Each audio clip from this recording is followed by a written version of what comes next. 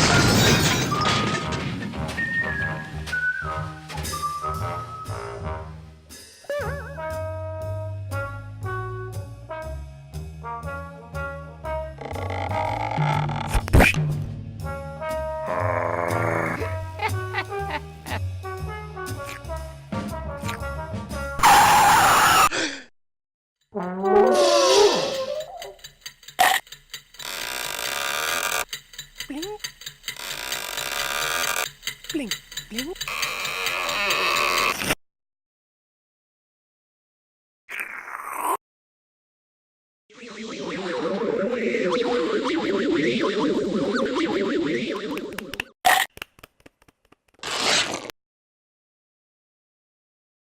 Bling.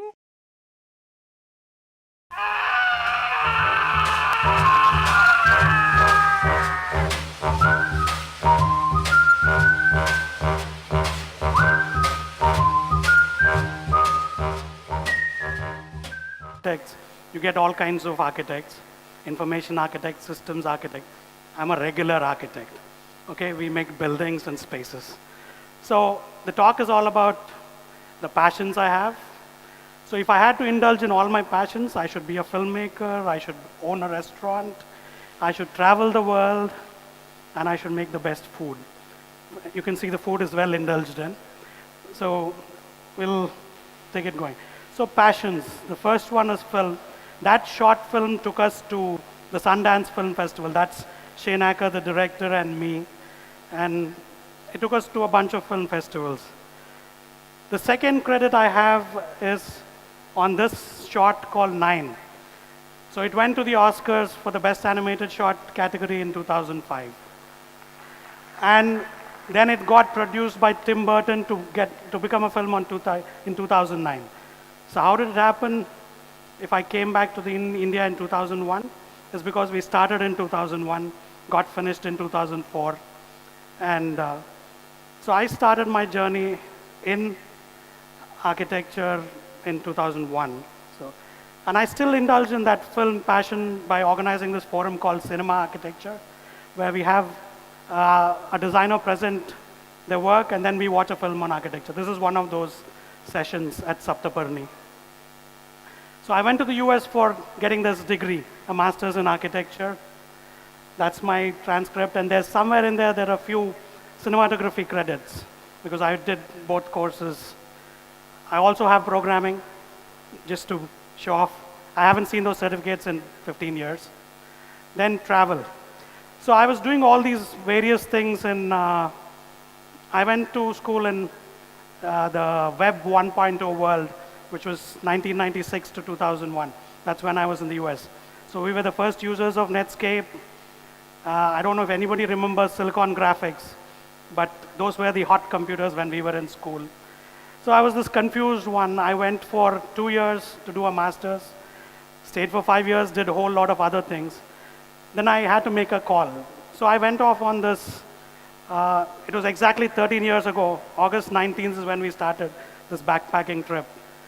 So this is what sort of brought me back into architecture, this trip.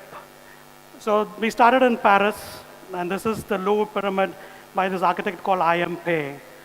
That takes all those old buildings and joins them with this glass pyramid. That's inside the pyramid. And from here you enter into the museum through this spiral staircase, and that cylinder in the middle is actually the lift. So this is just me rediscovering my interest in architecture. Just looking at the details, that railing is beautifully done.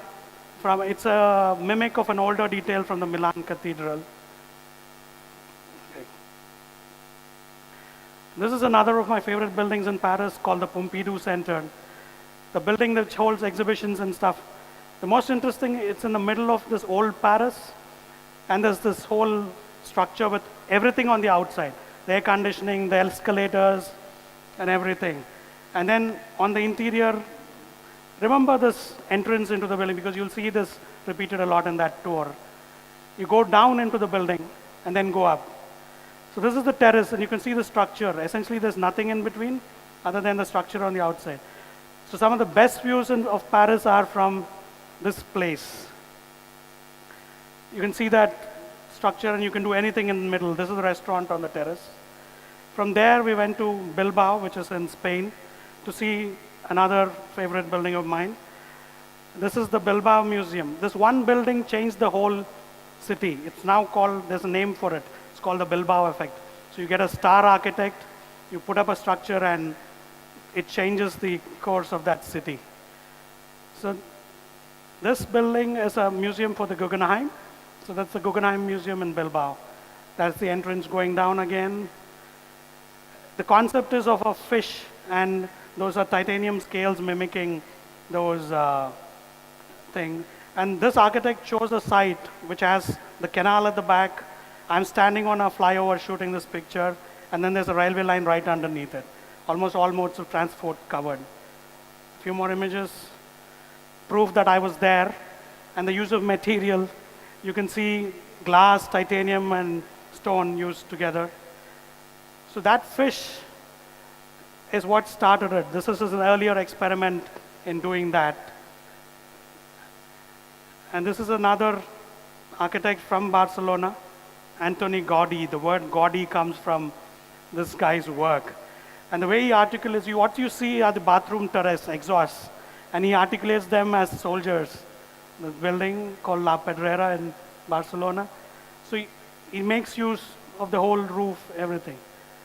Then it was down to Rome from Spain, the Spanish ramp, a Pantheon, one of the oldest domes in the world, and the quality of light changes as the day goes through, so that literally forms, a dial takes you through. And then we went to Florence, the city of Michelangelo. The main road is water. Now imagine everything else, the main road, those are the taxis and the buses. Those are the taxis now. More of the taxis. So the fundamental, now imagine roads disappear and you have water for roads. A fundamental change in the way we live. That's your car parked in your lane. And from there we finished in Rotterdam, and we essentially returned from this backpack trip on September 9th, 2001. So we were 2 days away from 9/11. And this trip is what essentially got me back to doing architecture.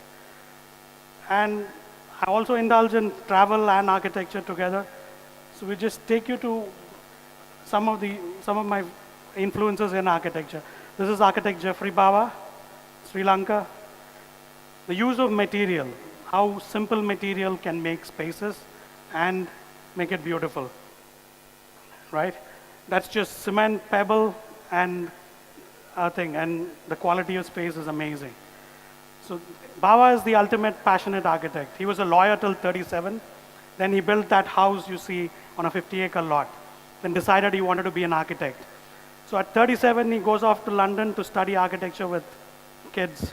And then he's the most preeminent architect in South Asia.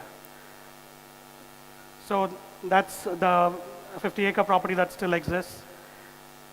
some of his detailing and work. That's the entrance, but he leaves the rock, let them be. So some of his other beautiful work. I've never seen a water body done that way. It's just the floor dipping to hold water. And then another trip to Japan, which is one of my favorite cultures, and I think Modi was here yesterday. PM Modi was here. I'll show you some. And Japan has a unique culture and the quality of work. They're precise in everything, almost everything they do. Tiles. Prime Minister Modi was here yesterday. It was in the thing. It was in the TV. Even the rickshaws got that precision. And when a simple thing repeats, the effects it creates are amazing. It's just a pole and so some more traditional work from Japan. And the traditional details taken over into the stadium and some modern work. So this is the entrance to a shopping complex, but watch, that's the roof of the same building. The use of something we don't do, but we should do more often. And one of my favorite, the boxer she was referring to is this guy, the architect Tadao Ando. So you might have seen churches and you would have seen a cross depicted. That cross is depicted only with light, just cut through the concrete, and one of the most sacred spaces sort of stuck. Can we just, okay, continuing through. Some more work for Ando. Now we start with our work. So let me just quickly, we're showing some of the projects we are known for. This is Saptaparni on road number 8, which is a children's cultural center. So we were given an old building and we were asked to create this space for children. So that was the before and this is the after. And it's the space where we have our film screenings. There are a lot of there's Manthan that meets there. There's a whole bunch of cultural activity that goes on. So we transplanted that tree to form the roof of the entrance courtyard. And an Arugu, a traditional thing, sort of repeated. We had tough time convincing people on the color, but it's liked for the work it's done. That's the amphitheater at Sattaparni. So I'll just quickly run through you some of the residential work we do. This was the first house we ever did in Hyderabad. A second one, which it takes time in architecture.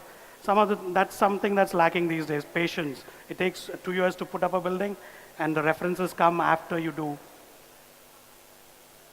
So these are some of the houses we've done.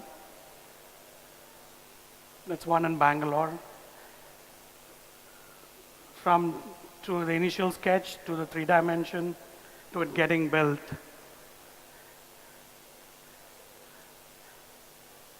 Another house.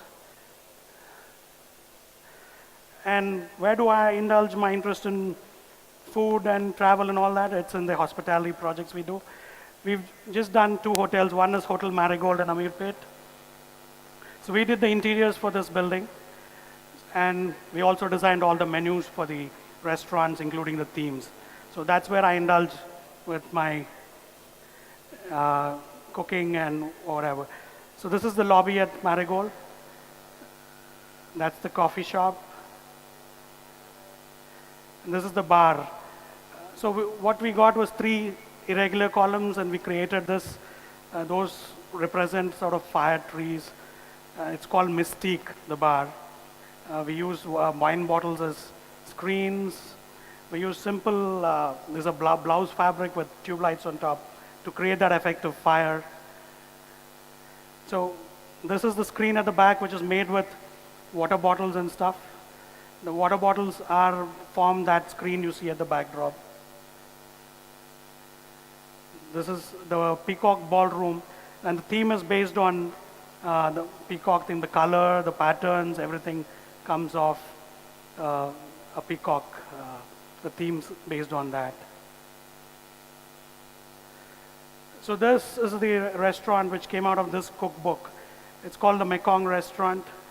Um, the food is from along the river.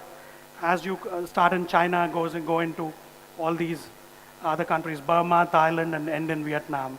And the theme for the restaurant was the Mekong River. We tried to evoke water in the whole theme, and the water is taken through in those details to form panels like that, which is the finished restaurant. And this is our most visible project, the last one I'll show. This is the Hotel Avasa, 220-room hotel in the high-tech city. So we were given, this was the first presentation that we did, and that's what we need to carry through into the finished product. The site is near the high-tech city, Cyber Towers is up there. A very irregular shaped plot, and this is how we dealt with it. This would have been what we should have built if it was need to be efficient, but we wanted to make it more interesting and give something back, at least visually, to the city, and that is that garden in the middle. So it's 11-floor thing with, I'll just run quickly through the plans. The lobby and the atrium and the rooms, you have daylight through the whole. You normally go into a hotel, it's a closed space, but we try to create daylight all the way through. The entrance to the thing, the all-day dining, the specialty restaurant, the grand staircase that takes you into the ballroom itself, the swimming pool level, gym, the spa. This is the sky bar, which is on the top 2 floors connecting the 2 wings of rooms.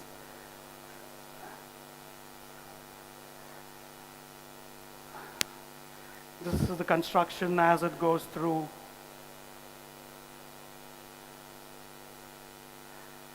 It took us 5 years, 2 years just to get a permission, and then 3 years to put it up again. It's a very different kind of structure, and we had to support it all the way from the bottom to get this done. So we won a bunch of awards for that hotel. Thank you. Hope I didn't take too much.